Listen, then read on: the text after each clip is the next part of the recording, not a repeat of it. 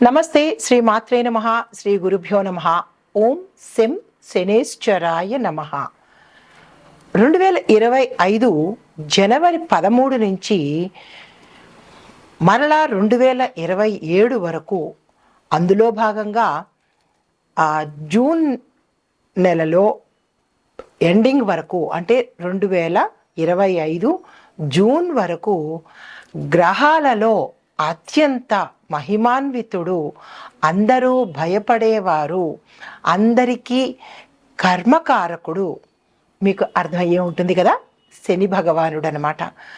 ఈ సంవత్సరం 6 నెలల పాటు శనీశ్వరుడు అందరికీ మేషాది ద్వాదశ రాశుల వారికి విపరీతమైన భోగభాగ్యాలు, అష్టైశ్వర్యాలు, సంపదలు, ఇంకా ఒకటేమిటి అన్నీ అనుగ్రహించడానికి తనదైన రీతిలో ఆ స్వామి తొందరగా వచ్చేస్తున్నాడు.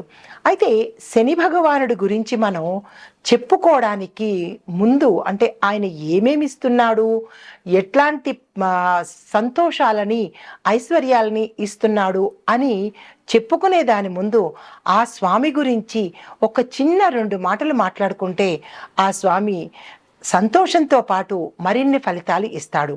అయితే అందరూ శనీశ్వరుని చూడంగానే భయంతోనూ వణికిపోతుంటారు.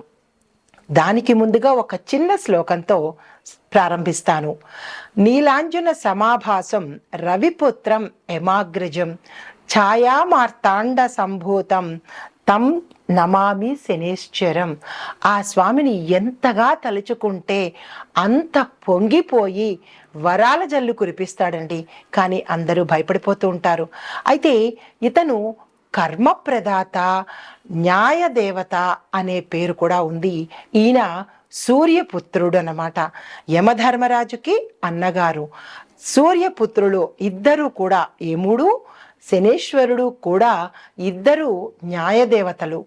అంటే మనిషి యొక్క కర్మను ఎలాగా పరిపక్వం చేయాలి అనే దాంతో పాటుగా ఎక్కడికక్కడ మనిషి యొక్క కర్మలను నశింపచేస్తూ వాళ్ళని ఉత్తమంగా తీర్చిదిద్దడానికి వీరి ఇద్దరు న్యాయదేవతల కింద చెప్పుకుంటాము. అయితే అందులో శనేశ్వరుడు మన హిందూ వేద ఖగోళ శాస్త్రంలో నవగ్రహాలలో ప్రత్యేకమైన గ్రహము. ఆయనకి రాజు మకుటం కూడా ఉంటుందన్నమాట. మీరు పరిశీలించినట్టయితే మిగతా గ్రహాలన్నీ సింగిల్గా ఉంటాయి, ఈయనకి ఒక ఒక చక్రం కూడా ఉంటుందన్నమాట. అయితే ఈయనకి మందగమనుడు అనే పేరు ఉంటుంది. మందగమనుడు అంటే స్లోగా నడిచేవాడు అన్నమాట. అయితే ఈ శనేశ్వరుడు అత్యంత ఆయనకి ఇష్టమైన వస్తువులు నువ్వులకు సంబంధించినవి, నలుపు అంటే తిండికి సంబంధించినవి, నువ్వులకు సంబంధించినవి, తరువాత నువ్వుల నూనె, ఇలాంటి వస్తువులు. బట్టలకు సంబంధించి అంటే వస్త్రాలకు సంబంధించి చూసినట్టయితే నల్లటి వస్త్రాలు, నీలం వస్త్రాలు అవి ఇష్టమైనవి. ఇంకా లోహాల గురించి చూసినట్టయితే ఇనుము అత్యంత ప్రీతికరమైనది. తరువాత శుచి శుభ్రత లేని ప్రదేశాలంటే ఆ స్వామివారికి అంటే అశుభ్రతకు ఎక్కువగా, ఎక్కడ ఎక్కువ అశుభ్రత ఉంటుందో అక్కడ ఆ స్వామి ఉండిపోతాడంట. కాబట్టి మనం అశుభ్రతని దగ్గరికి రానివ్వద్దు. అయితే మందకొడిగా ఉండడము, నల్లని కాకి ఈయన యొక్క వాహనం అన్నమాట. అయితే సమస్త ప్రాణి కోటికి పాపకర్మల ఫలాన్ని ఎప్పటికప్పుడు అనుభవింపచేసేస్తుంటాడు. కర్మఫల ప్రదాత. దానితో పాటుగా జీవులు చేసిన తప్పులు, మన తప్పులు తెలియవు కదా, వెంటనే ప్రాయశ్చిత్తం చేసేసి ఆ తప్పును తెలుసుకునే జ్ఞానాన్ని ప్రసాదిస్తాడు ఈ మహానుభావుడు. అయితే శిక్షలు ఆయన వేసే విధానం కూడా అటు ఇటుగా ఉంటుంది. ఎవరైతే ఈయనకి ప్రీతికరమైన పనులు చేస్తూ ఉంటారో వారికి తన యొక్క శిక్షలను తగ్గిస్తూ ఉంటాడనమాట. అంటే మనం నిత్యకృత్యంగా చెప్తూ ఉంటాం, గొడ్డలతో పోయేదానికి గోటితో పోతుంది అంటూ ఉంటారు కదా.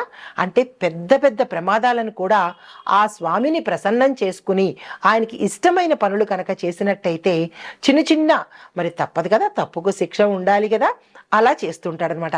అయితే దీనితో పాటుగా ఆ ఈ వీళ్ళు అంటే ఈ శనీశ్వరుడు బ్రతికి ఉండగానే మనకి గుణపాఠాలు నేర్పిస్తాడు. దానితో పాటుగా ఆయనకి ఎవ్వరి మీద కసి గాని, కోపం గాని, ఇట్లాంటి పగ ప్రతీకారాలు ఉండవు. ఆయనకి అందరూ సమానమే. యమధర్మరాజుకి అందరూ సమానమే. గరీబైనా లేదా అమీరైనా, గొప్పవాడైనా, కోటీశ్వరుడైనా, కటికి పేదవాడైనా సరే యమధర్మరాజుకి ఎలా సమానమో ఈ శని భగవానుడికి కూడా అంతే సమానం అన్నమాట. అయితే మనం చేసే మంచి పనుల వల్ల ఆ స్వామి కరుణించి అందలం ఎక్కిస్తాడు, ఆయుష్ని ఇస్తాడు, ఆరోగ్యాన్ని ఇస్తాడు, అందమైన రూపాన్ని ఇస్తాడు.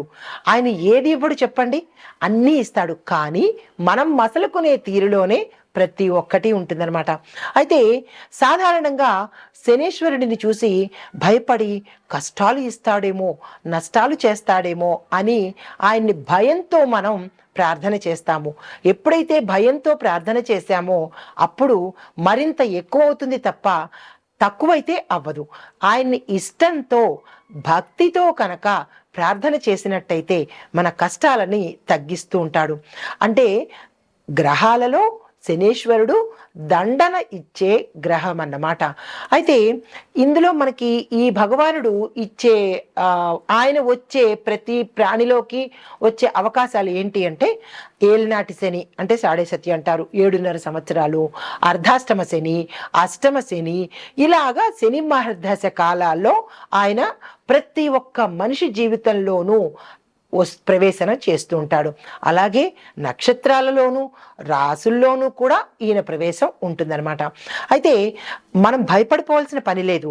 ఆయన పరిహారాలతో ఆయన్ని మెప్పించి ఆయన అనుగ్రహాన్ని పొందే శక్తి మనిషికి ఉందన్నమాట.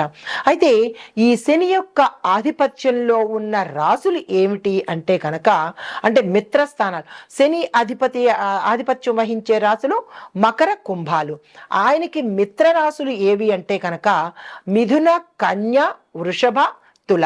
ఈ 4 రాసులు మిత్ర రాసులు ఆయనకి.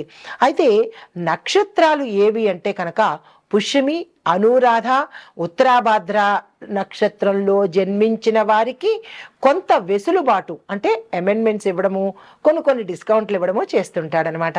అయితే కష్టాలు మనిషి యొక్క అహంకారాన్ని తగ్గించి వాస్తవాన్ని, మానవత్వాన్ని తెలియచెప్పేందుకే కష్టాలు అనేవి వస్తూ ఉంటాయి.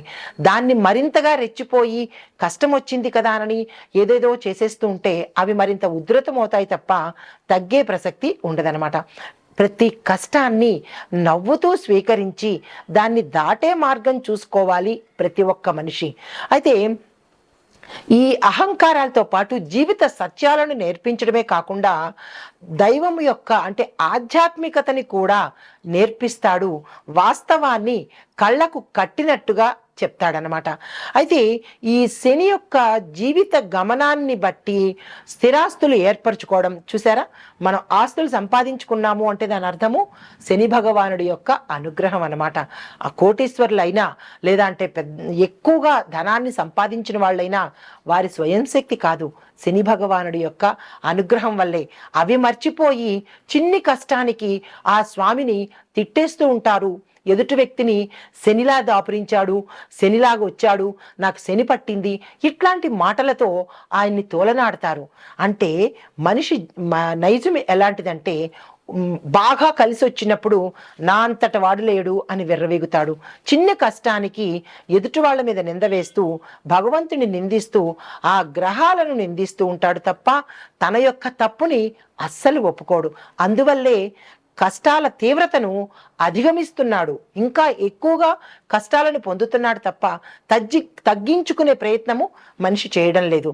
అయితే ఈ కష్టాలను ఓర్చుకునే శక్తి మన శని భగవానుడు ఈ సంవత్సరంలో ప్రతి ఒక్కరికి ఇస్తున్నాడు. అయితే దీన్ని బట్టి మనం ఒక్కటిగా అంటే ఎట్లా అంటే ఎవరెవరికి ఈ శని భగవానుడు ఏ అంశాల్లో ఉన్నాడు, ఏ ప్రదేశాల్లో ఉన్నాడు అనే అంశాన్ని క్లుప్తంగా మీ అందరికీ తెలియాలిగా. అందరూ శనేశ్వరుడు శనేశ్వరుడు అంటారు, కానీ ఆ శనేశ్వరుడు ఎక్కడ ఉంటాడు, ఎవరిని ప్రీతిగా చూసుకోవాలి అనే అంశాన్ని మీకు క్లుప్తంగా చెప్తాను. శని భగవానుడు గురించి తప్పనిసరిగా వివరిస్తాను. స్కిప్ చెయ్యకుండా చూడండి, ఆ భగవానుడి యొక్క అనుగ్రహాన్ని పొందండి.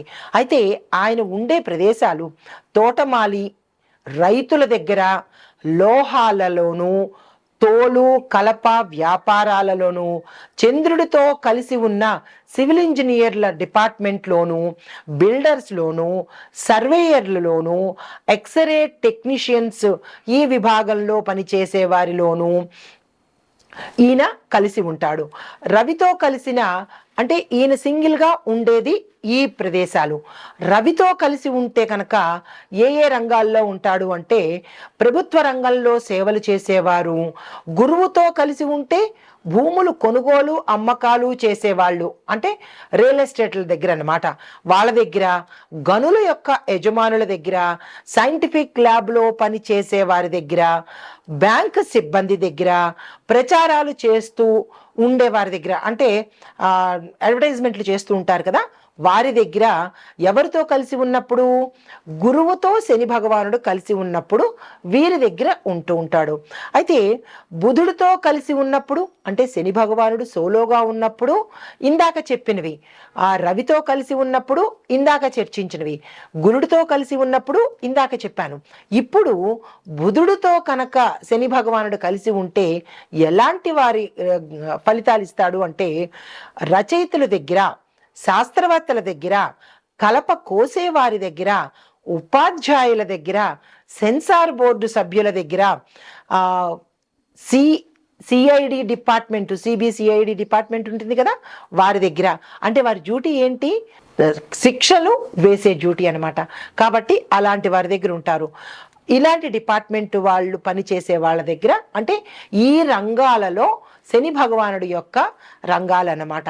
అయితే ఇప్పుడు మన ఖగోళ శాస్త్రం ప్రకారము 2025 సంవత్సరంలో ఎక్కడెక్కడ ఏ గ్రహాలలో సంచారం చేస్తున్నాడు అనే అంశాన్ని పరిశీలన చేద్దాం. శనీశ్వరుడు తన ప్రభావాన్ని ప్రస్తుతము కుంభరాశిలో సంచరిస్తున్నాడు. అయితే ఈ సంవత్సరం శనీశ్వరుడు తన రాశిని మార్చుకోబోతున్నాడు. ఈ శని సంచారము కుంభరాశిలో ముగిసిపోయిన తర్వాత ఆ రాశి మీద ప్రభావంతో పాటు కుంభరాశికి ఏలినాటి శని అంటాం కదా, సాడేశతి ప్రభావము ఎంతకాలం ఉంటుంది అనే అంశాన్ని మనం ఇప్పుడు తెలుసుకుందాము. అయితే ఈ కుంభరాశిలో శని ప్రవేశం జరిగినప్పుడు ఎప్పుడు జరిగింది అంటే కనుక, ఈ శనీశ్వరుడు జనవరి 17, 2023 సంవత్సరంలో కుంభరాశిలోకి ప్రవేశం జరిగింది. అంటే 2 సంవత్సరాలు కుంభరాశిలో అయ్యిందన్నమాట. ప్రస్తుతం కుంభరాశిలో ఏలినాటి శని భాగంలో 2వ దశ కుంభరాశి వారికి జరుగుతోంది. దీనితో పాటు ఈ గమనంలోనే మీనరాశిలోకి సంచారం చేశాడు.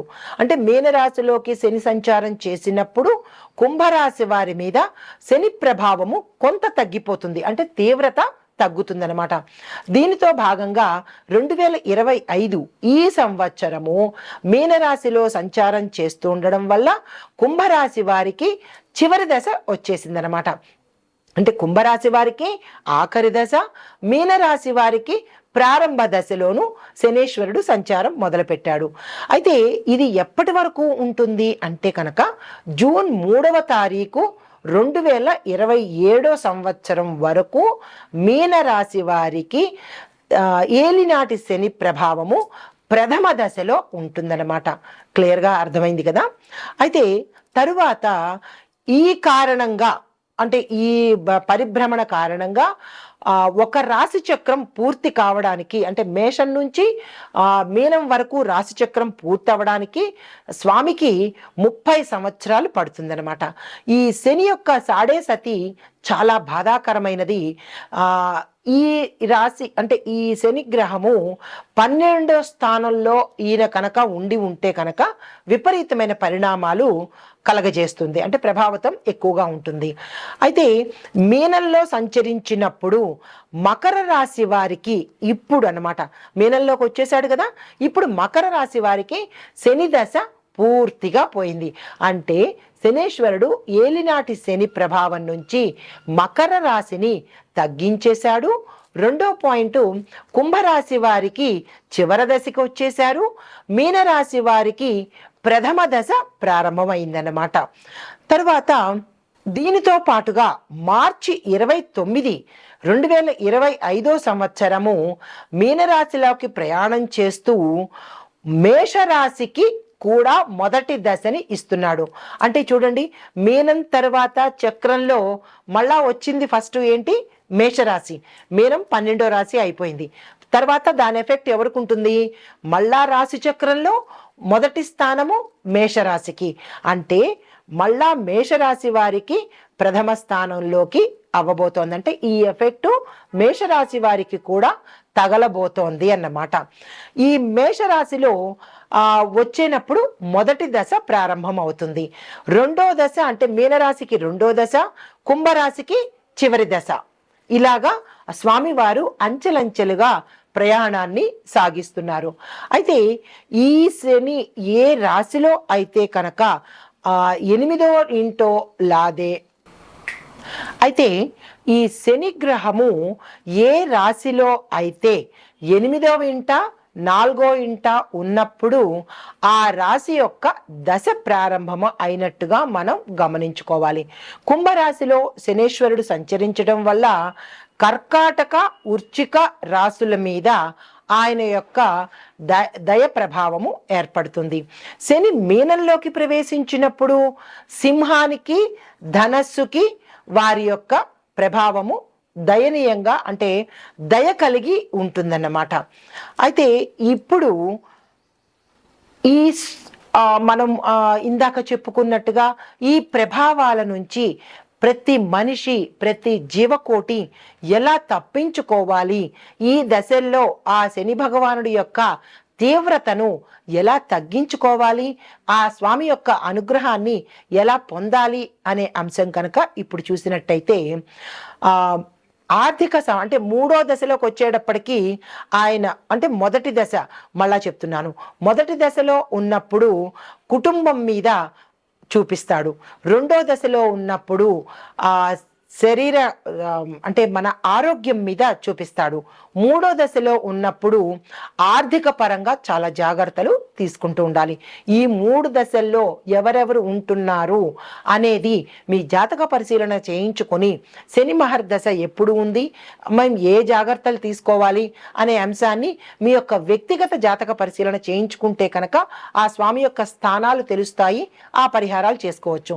అయితే ఇప్పుడు ఆ స్వామి యొక్క చెడు ప్రభావాలను తగ్గించడం కోసము మనం ఎవరిని పూజించాలి అంటే కనుక తప్పనిసరిగా గుర్తుపెట్టుకోండి, శివుడిని, హనుమంతుడిని తప్పనిసరిగా పూజించాలి. నేను ప్రతి ఒక్క రాశి ఫలితాలు చెప్తున్నప్పుడు పరిహారాల్లో నేను ఇదే ప్రస్తావన చేస్తాను. ఎక్కువగా శివుణ్ణి పూజించండి, ఆంజనేయ స్వామిని పూజించండి అనే ప్రస్తావన ఎక్కువ తీసుకొస్తాను. ఎందుకు అంటే కనుక ఈ ఇద్దరే మనకి శని ప్రభావాన్ని తప్పించగలిగిన వారు. ఎప్పుడు ఈమె ఇదే చెప్తూ ఉంటుంది, ఇంకొక పరిహారం చెప్పదా అని మీకు విసుగు రావచ్చు. కానీ మిగతా పరిహారాలు చెప్పినా కానీ అది ఫలితం లేకుండా ఏదో చెప్పాలన్నట్టే ఉంటుంది తప్ప మీకు ప్రయోజనం అయితే చేకూరదు కదా. అందుకనే ఈ ఇద్దరిని తప్పనిసరిగా 2025లో ప్రతి రాశి వాళ్ళు కూడా తప్పనిసరిగా ఈ 2 పరిహారాలు, మిగతావి మీ యొక్క జాతక పరిశీలన బట్టి ఆ పరిహారాలతో పాటు ప్రతి ఒక్కరూ కూడా వీరిద్దరిని పూజించాలి, ప్రదక్షిణలు చెయ్యాలి, వారికి ఇష్టమైన పనులు చెయ్యాలి. అప్పుడే శని భగవానుడి యొక్క తీవ్రత తగ్గుతుందన్నమాట. అయితే మరొక అంశం కనుక పరిశీలించినట్టయితే అయితే శని భగవానుడికి ప్రీతికరమైన పనులు ఏమిటి అంటే కనుక అంటే ఆయన్ని ప్రసన్నం చేసుకోవడానికి ప్రీతికరమైన పనులు మన కింది స్థాయి వారిని గౌరవించడము, వారిని ప్రేమించడము, వారికి సదుపాయాలు కలగచేయడము, ఇలాంటివి ఏవైనా మీ యథాశక్తి చేసినట్టయితే శని భగవానుడు చాలా ప్రీతి చెందుతాడు. ఇదే అంశాన్ని నేను రాశి ఫలాలు చెప్పేటప్పుడు ప్రతి ఒక్కళ్ళకి ఇది తప్పనిసరిగా చేసుకోండి అని విన్నవించుకుంటాను. ఎందుకు అంటే ఆ స్వామి యొక్క అనుగ్రహం పొందాలి అంటే ఇంతకు మించిన మార్గం లేదు. అంటే మన ఖగోళ శాస్త్రంలో ఈ నవగ్రహాలకి ఏ గ్రహానికి సంబంధించిన ప్రత్యేకత వారికే ఉంటుంది. అంటే చంద్రుడికి, సూర్యుడికి, ఇలా నవగ్రహాలకి ఎవరి ప్రత్యేకత వారికే ఉన్నప్పటికీ అన్నిట్లోనూ ప్రత్యేకమైన గ్రహము శని భగవానుడు అనమాట. ఎందుకు అంటే ఈయన గమనము 19 సంవత్సరాలు ప్రయాణం చేస్తాడు కాబట్టి చాలా స్లోగా వెడుతూ ఉంటాడు. మిగతా గ్రహాలు పరిహారాలతోనే అనుగ్రహిస్తారు. ఈ పరిహారం బుధుడికి పరిహారము, గురుడికి పరిహారము, దానాలు ఇచ్చేస్తే అనుగ్రహం ఉంటుంది. కానీ ఒక్క శని భగవానుడు మాత్రమే మీ తోటి వారిని ప్రేమించడము, మానవత్వం కలిగి ఉండడము, నీతి నిబద్ధత న్యాయము కలిగి ఉన్న వారి జోలికి ఈయన అస్సలు వెళ్ళడు. కర్మకి తగ్గ ఫలితాన్ని ఇస్తాడు కానీ తీవ్రతను అయితే ఇవ్వడు. అందుకే ప్రతి ఒక్కరూ తమ దైనందిన జీవితంలో మనం అలవాటు చేసుకోవాల్సింది మన సాటి వారిని, తోటి వారిని మోసం చెయ్యకుండా, మన కింది స్థాయి వారిని, మన పని వారిని, కొంతమందిని అంటే మనకి బీదవాళ్లను, మన పని వాళ్లను, ప్రతి ఒక్క మనిషిని గౌరవంతో చూడాలి, మోసం చెయ్యకుండా ఉండాలి. న్యాయబద్ధమైన నిబద్ధత కలిగిన జీవితాన్ని ఎవరైతే కొనసాగిస్తూ ఉంటారో వారికి శని భగవానుడి యొక్క కష్టాలు ఎలా ఉంటాయంటేట, ఎండలో వెళుతున్నప్పుడు చల్లని చిరుగాలి ఎలా ఉంటుంది, చల్లగా హాయిగా ఎలా ఉంటుందో అలా అనుభవింపచేస్తాడంట. కానీ ఆయన ఎవరికి తీవ్రమైన పరిణామాలు ఇస్తాడు అంటే ఎదుటివారిని మోసం చేసేవారిని, అబద్ధాలతో కాలం గడిపేవారిని, ప్రతి ఒక్కరిని కించపరచటం కానీ, తక్కువ చేసి మాట్లాడడం కానీ, ఎదుటివారిని హేళన చేయటం కానీ, ఇలాంటి అకృత్యమైన పనులు ఎవరైతే మనిషిగా చేస్తారో వారికి తీవ్రమైన పరిణామాలు కలిగిస్తాడు. ఎందుకంటే ఆయన కర్మ ప్రదాత కదా. కర్మ అంటే పని, అది మంచి పని అవ్వచ్చు, చెడు పని అవ్వచ్చు. కాబట్టి ఇక నుంచైనా ప్రతి ఒక్కరూ నీతిబద్ధమైన జీవితాన్ని, న్యాయబద్ధమైన జీవితాన్ని అలవరుచుకోవడంతో పాటు సాటి వారిని, అది ఎవరైనా కావచ్చు, మనకన్నా తక్కువ కావచ్చు, మనకన్నా ఎక్కువ కావచ్చు, ప్రతి ఒక్కళ్ళని గౌరవించడం నేర్చుకున్నట్టయితే కనుక ఆ స్వామివారి అనుగ్రహానికి చెప్పక్కర్లేదు, ఆయనే తగ్గించేస్తాడు. కానీ తీవ్రత పడుతున్నాము. కొంతమంది అంటూ ఉంటారు, మాకు బాగా కష్టాలు వచ్చేస్తున్నాయండి, ఒకదాని మీద ఒకటి వస్తున్నాయి అంటే అది మీరు చేసుకున్నదే కదా, ఆయన ఏమీ ఇవ్వలేదు కదా. మనం ఏ కర్మ అయితే చేస్తామో అదే తిరిగి మనకి వస్తుంది. అది సైన్స్ పరంగా చూసినా కానీ న్యూటన్ లా అంటారు కదా, అంటే ఇంగ్లీష్ వాడు చెప్తే మన బుర్రకు తొందరగా ఎక్కుతుంది, మన వాళ్ళు చెప్తే మనకి తొందరగా ఎక్కదు. కాబట్టి ఏదైతే మనం గోడకి కొడతామో తిరిగి అదే ఫోర్స్లో తిరిగి మనకి వస్తుందన్న విషయము ప్రతి ఒక్కళ్ళకి తెలుసు.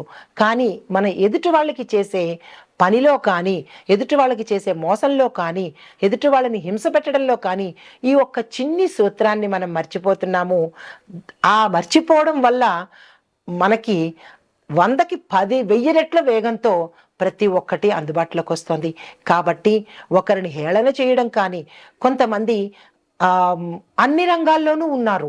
కొంతమంది ఎదుటి వాళ్ళని హేళన చేయడము, వాళ్ళని తగ్గించడం కోసం, వాళ్ళ పేరు పోగొట్టుకోవడం కోసం, లేదా వాళ్ళ మీద బురద జల్లడము, వారిని అపకీర్తి పాలు చేయడము, ఇలాంటి పనులన్నీ చేస్తూ మళ్ళా మేము శని బాధలు పడుతున్నాము, పరిహారాలు చెప్పండి అంటే దాని అర్థం ఏమిటి ఉంటుంది? మనం చేసే పనుల వల్లే మనకి రిఫ్లెక్షన్ వస్తుంది. కాబట్టి ఇక నుంచైనా ఎదుటివారి ముందు లేదా ఎదుటివారితో మీ యొక్క ప్రవర్తన మంచుకోవడము, ప్రత్యక్షంగా కావచ్చు, పరోక్షంగా కావచ్చు, ఇంకా ప్రత్యక్షంగా కన్నా పరోక్షంగా వెన్నుపోటు పొడవడము, వారిని అపకీర్తి పాలు చెయ్యడము, వారి మీద దుర్భాషలు ఆడడము, ఇవన్నీ చేస్తూ మనకి మళ్ళా బాధలు వచ్చాయి అంటే రావా? మరి మీరందరూ ఒక్కసారి పునఃపరిశీలన చేసుకోండి. అంటే చెప్పినప్పుడు ఇబ్బంది కలగచ్చు, అంటే వాస్తవాన్ని కఠినంగా ఉన్నా కానీ చెప్పక తప్పదు. ప్రతి ఒక్కళ్ళు మారండి. మీ యొక్క నేచర్ని, మీ యొక్క మనో మనస్సుని లేదా మీ యొక్క నైతిక ప్రవృత్తిని మార్చుకుంటే శని బాధలే కాదు, ఏ బాధలు ఉండవండి. 2025 జనవరి నుంచి జూన్ వరకు శనిగ్రహం యొక్క మార్పులు జరగబోతున్నాయి. అయితే కుంభరాశి నుంచి మీనరాశికి ఆ స్వామివారి యొక్క పయనం జరుగుతోంది. అంటే డేట్ కూడా చెప్తాను. మార్చి 29, 2025 వరకు, అంటే ఈ సమయం నుంచి జూన్ వరకు ఆ స్వామివారి యొక్క గమనగతులు మారుతున్నాయి. అయితే ఈ గమనగతులు మారడం వల్ల అన్ని రంగాల వారికి, అన్ని రాసుల వారికి, అంటే మేషాది ద్వాదశ రాశుల వారికి ఆ స్వామివారు ఎలాంటి అనుగ్రహాన్ని ఇస్తున్నారు, ఎలాంటి శిక్షలు వేస్తున్నారు, ఎలాంటి ఫలితాలు ఇస్తున్నారు అనే అంశాన్ని క్లియర్గా చెప్తాను. తదుపరి రాశి వృశ్చిక రాశి. ఈ రాశిలో ఉండే విద్యార్థులకు మిశ్రమ ఫలితాలు వస్తున్నాయి. అంటే కొంతమందికి మంచి ఫలితాలు, కొంతమందికి చెడు ఫలితాలు వస్తున్నాయి. కాబట్టి ఎక్కడ ఏ చదువుకునే విద్యార్థులు ఎక్కడ తప్పిదం చేశారు అనే అంశాన్ని మీరు తప్పనిసరిగా ఒక స్కెచ్ లాగా వేసుకుని ఎక్కడ తప్పిదం జరిగింది అనే యోచన చేసి ఆ తప్పుని మళ్ళా పునరావృతం చెయ్యకండి. ఆ దిశగా మీరు ప్రయత్నం చేసుకోండి.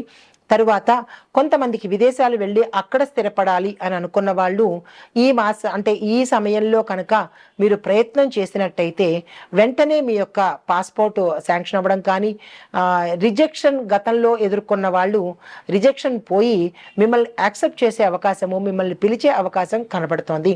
తరువాత క్యాంపస్ సెలక్షన్స్లో కానీ లేదా కాంపిటేటివ్ ఎగ్జామ్స్లో కనుక మీరు రాసి ఉన్నట్టయితే కనుక మంచి సెలెక్ట్ అయ్యే అవకాశంతో పాటుగా మంచి ర్యాంకులు వచ్చే అవకాశం కూడా ఈ రాశిలో ఉండే విద్యార్థులకు కనబడుతోంది.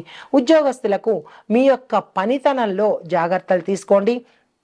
యంత్రాల దగ్గర పనిచేసేవారు కావచ్చు, లేదా పెద్ద పెద్ద పనిముట్ల దగ్గర పనిచేసేవారు కానీ, కాంట్రాక్టర్లు కానీ, లేదా మేస్త్రీలు కానీ, ఇలాంటి అంటే పదునైన ఆయుధాలతో పనిచేయడం కానీ, ఎత్తు మీదకి వెళ్ళి పనిచేసే ఉద్యోగస్తులు కానీ జాగ్రత్తలు తీసుకుని కనుక పనిచేసినట్టయితే కొన్ని ప్రమాదాలు తప్పించుకునే అవకాశం ఉంది.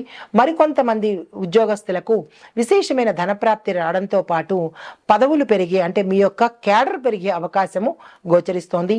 ఇక నుంచైనా అంటే గతం కన్నా మీ యొక్క పని మెరుగుతనాన్ని చూపించండి. అంటే మీ స్కిల్స్ని ఎక్కువగా చూపించండి. మీ యొక్క పనితనాన్ని డెవలప్ చేసుకునే పరిస్థితి కనుక తెచ్చుకున్నట్టయితే ఉత్తర విశేషమైన ఫలితాలు పొందే అవకాశం కనబడుతోంది.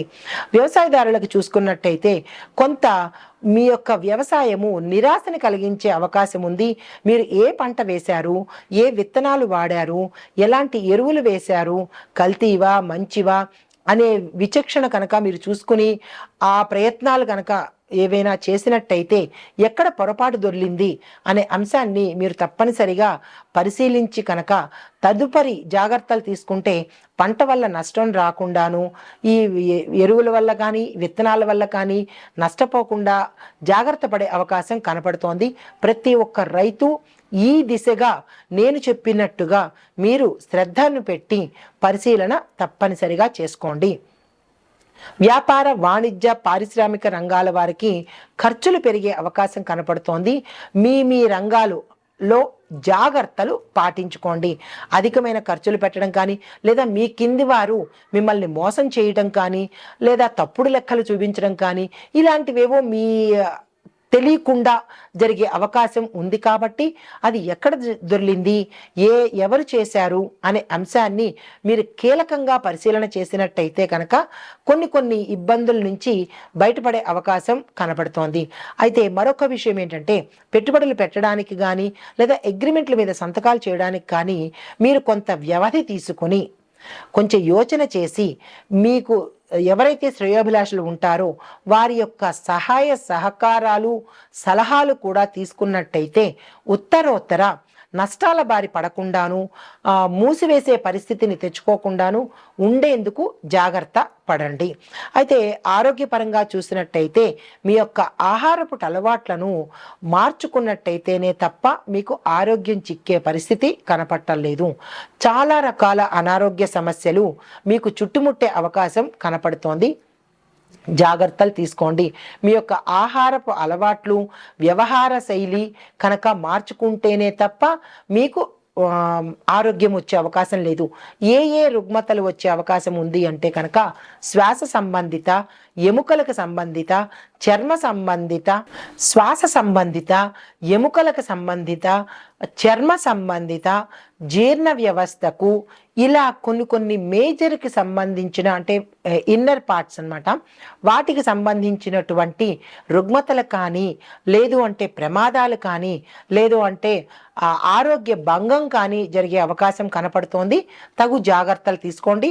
విపరీతమైతే కనుక డాక్టర్ పర్యవేక్షణ తప్పనిసరిగా తీసుకోండి.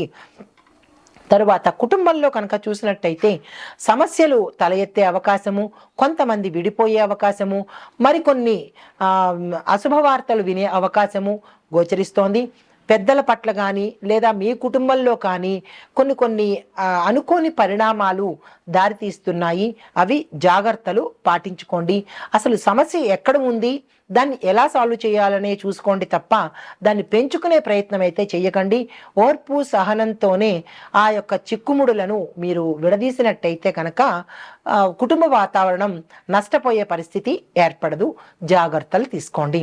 రాజకీయ పరంగా చూసినట్టయితే ప్రత్యర్థులతో మీకు విభేదాలతో పాటు అపకీర్తితో పాటు అపనిందలు కూడా మోసే అవకాశం కనపడుతోంది. దానికి తగిన జాగ్రత్తలు తీసుకోండి. మీకు చెప్పదగిన పరిహారము శని ప్రీతి కొరకు శని అంటే నవగ్రహ ఆలయాల దర్శనం చేస్తూ అదే రోజు ఆంజనేయ స్వామి వారి ఆలయ దర్శనం కూడా తప్పనిసరిగా చేయండి. ఈ పరిసర ప్రాంతాల్లో ఆంజనేయ స్వామి ఆలయం లేకపోతే శివాలయం లేని ఊరు ఎక్కడా ఉండదు కాబట్టి శివాలయానికి తప్పనిసరిగా దర్శనం చేసుకుని స్వామివారికి అభిషేకం చేసుకోండి. అది ప్రతి సోమవారం కావచ్చు, ప్రతి శనివారము కావచ్చు. ఇది మీ దైనందిన చర్యలో కనుక ఒక భాగంగా ఏర్పాటు చేసుకున్నట్టయితే ఎవరికైనా ఏలినాటి శని కానీ, అర్ధాశ్రమ శని కానీ, అష్టమ శని కానీ, ఇలాంటి శని ప్రభావితమైన దోషాలు పోగొట్టుకోవడానికి, కష్టాలు తప్పించుకోవడానికి ఈ పరిహారాలు తప్పనిసరిగా చేసుకోండి. దీనితో పాటుగా శనివారం నాడు నల్ల నువ్వులను, నల్లని వస్త్రాలను దానంగా ఏదైనా గుళ్ళో ఇచ్చేసేయండి. ఈ చిన్న పరిహారాలతో పాటుగా మానవత్వాన్ని పెంచుకోండి.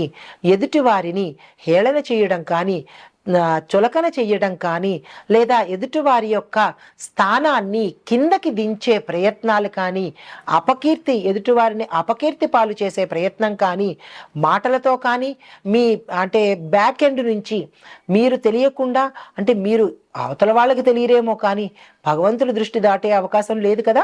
కాబట్టి ప్రత్యక్షంగా కానీ పరోక్షంగా కానీ ఇటువంటి తప్పిదాలు, ఎదుటివారి మీద బురద జల్లే ఆ తప్పిదాలు చెయ్యకండి.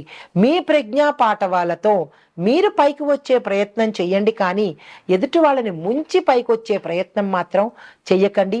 ఇటువంటి అంటే అమానుషమైన చర్యలు ఒకవేళ అట్లాంటి ఇది కనుక ఉంటే వాటిని మార్చుకునే ప్రయత్నం చేసి శని భగవానుడి యొక్క దృష్టిలో ఆయన యొక్క అనుగ్రహాన్ని పొందే ప్రయత్నం తప్పనిసరిగా చేయాలి. చేస్తేనే ఆ స్వామివారి యొక్క అనుగ్రహం కలుగుతుంది. ఆయనకి ప్రీతికరమైన పనులు చేసుకుంటూ ఈ పరిహారాలు పాటించుకుంటూ ఆ స్వామి యొక్క అనుగ్రహాన్ని ప్రతి ఒక్కరూ పొందాలి అని కోరుకుంటూ నమస్తే.